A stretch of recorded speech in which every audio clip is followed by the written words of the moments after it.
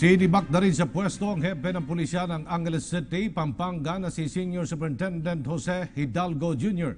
Ito matapos mapaulat ang umunoy pangingidnap at pangingikil ng mga pulis sa mga Korean national sa lungsod. At ayon kay PNP Region 3 Director Chief Superintendent Aaron Aquino, pansamantalang isa sa ilalim sa Regional Personnel and Holding Unit si Villaflor.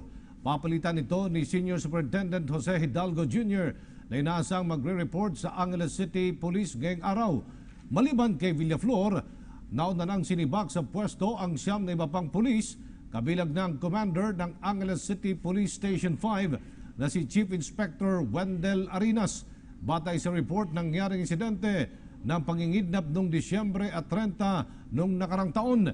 At ayon sa mga biktima na kinilalang sina Park Min-hoon at Lee Ki-hoon, bigla na lamang silang hinuli ng mga pulis at isinangkot sa iligal na droga.